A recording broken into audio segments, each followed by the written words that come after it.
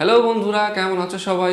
আজকে আমরা the glass ম্যানেজারি নাটকের একটি শর্ট প্রশ্ন নিয়ে আলোচনা করব। আর প্রশ্নটি হচ্ছে, হোয়াট ইজ পেকুলিয়ার অ্যাবাউট লরা?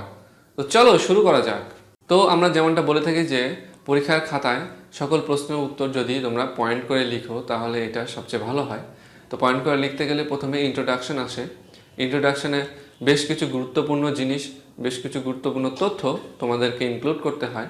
যেমন যেই লেখাটি লিখছো বা যে নাটক বা কবিতা যেটাই হোক, সেটার পাবলিকেশন ডেট আর লেখকের জন্মসাল এবং মৃত্যুসাল উল্লেখ করতে হয়। তো আমরা ইন্ট্রোডাকশনটি এভাবে শুরু করতে পারি যে নাটকের পঞ্চম দৃশ্যে যখন টম এবং অ্যামান্ডা ফায়ার এস্কেপের বসে গল্প করছিল, তখন টম অ্যামান্ডাকে বলে যে সে লরার জন্য একজন জেন্টলম্যান কলার খুঁজে পেয়েছে। তো এটি শোনার পর আমান্ডা খুবই খুশি হয়। লরার প্রতি আমান্ডার বিশ্বাস থাকলেও টমের সেই বিশ্বাসটুকু ছিল না।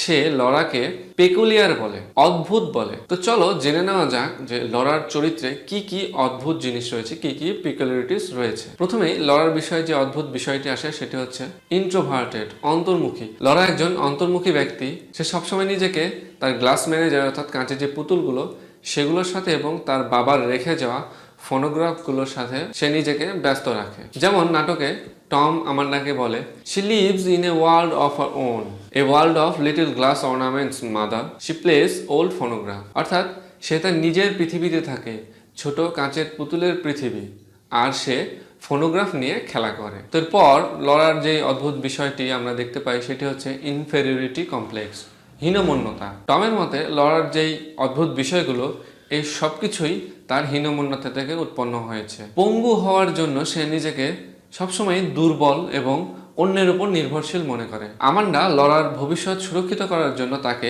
রুবি ক্যাম্পস বিজনেস কলেজে ভর্তি করিয়েছিল, কিন্তু সে অনেক আগেই ক্লাসে যাওয়া ছেড়ে দেয়। ক্লাসে যাওয়া বন্ধ করার পিছনে দুটি কারণ রয়েছে। প্রথমটি হচ্ছে তার হীনমন্যতা এবং দ্বিতীয়টি হচ্ছে টাইপরাইটারের স্পিডি টাইপিং টেস্ট তাকে ভীত করে দিয়েছিল। এই দুইটি কারণের জন্য সে ক্লাসে যাওয়া বন্ধ করে দেয়। লরাকে নিয়ে আরেকটি উদ্ভট বিষয় হলো সে চরম কল্পনার জগতে বাস করে। এটি লরার সবচেয়ে জটিল বিচিত্রতা। তার গ্লাস ম্যানেজারের মতো অর্থাৎ কাঁচের পুতুলগুলোর মতো এই জগৎটিও খুবই সূক্ষ্ম, খুবই নাজুক।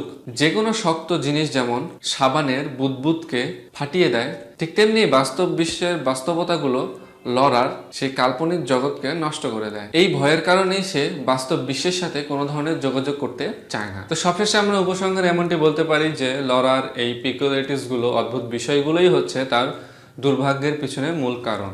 সে পঙ্গু হবার পাশাপাশি খুবই লাজুক, নার্ভাস বা স্নায়ুচাপে পীড়িত এবং নমনীয় মেয়ে, এবং এই কারণগুলোর জন্যই সে বাস্তব বিশ্বের মুখোমুখি হতে ভয় পায়। তো এই ছিল আজকের আলোচনা। আশা করি ভবিষ্যতে নতুন কোনো বিষয় নিয়ে তোমাদের সামনে হাজির হব। সে পর্যন্ত ভালো থেকো, সুস্থ থেকো, টাটা।